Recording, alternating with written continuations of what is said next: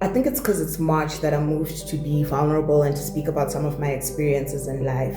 But here are three reasons why I don't stigmatize or I do not discourage people to get mood stabilizers or antidepressants when necessary, and obviously in conversation with a medical practitioner.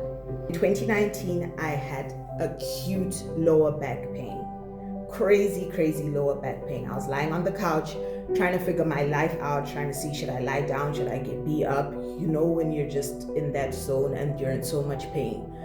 I couldn't take like heavy medication, so I took Panadols. They were not working. I said, bring the morphine and do the things that need to be done because I'm struggling.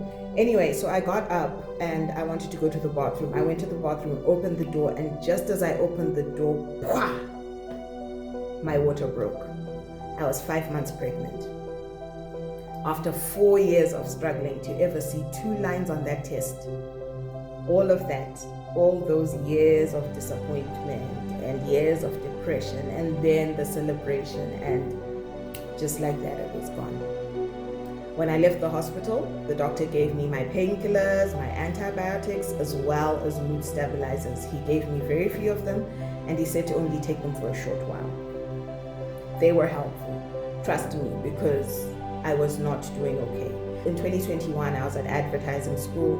Things were going good, bruh. Things were going really good. I had submitted my first ever attempt at a Loerie. I was a finalist. I was killing it, Moss. But it was also COVID time, so we were learning from home, which meant that, yeah, I was learning from home. And then one day I looked down and lo and behold, 2 lines on that pregnancy test. I was upset.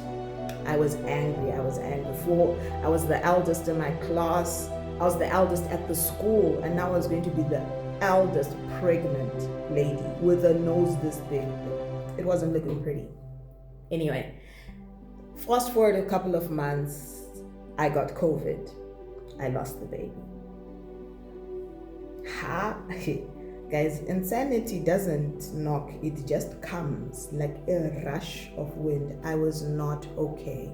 There was some medical trauma there as well. A lot was happening, so I was not okay. And then, the doctor was like, here are mood stabilizers. I took them for as long as I needed, which included me coming from home, going back to SA and settling in and going back to school and all of that. But they were helpful. The third time, there's a part A and a part B. Third time, cancer happens.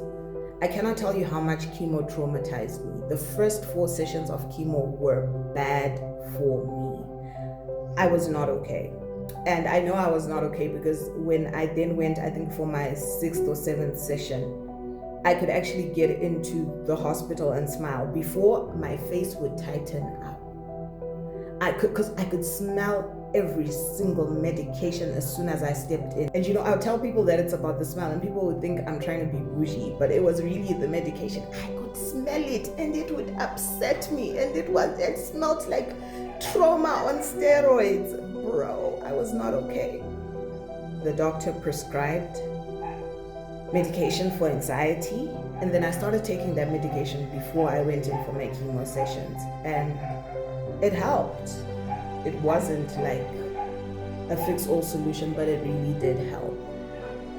Part B, after treatment, I was going crazy. Everything had taken its toll on me, and I was just confused, very rough time. And my therapist said to me, I'm going to put you on antidepressants. And I was like, nah, brah, just give me Xanax more. Xanax works. And she's like, what you're going through is way worse.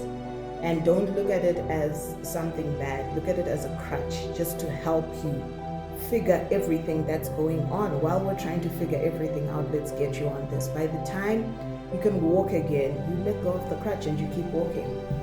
And it was helpful. So this turned out to be longer, but a lot of us could be going through things, and we don't want to go for therapy, we don't want to go for counseling, we don't want to take the medication when it's prescribed to us.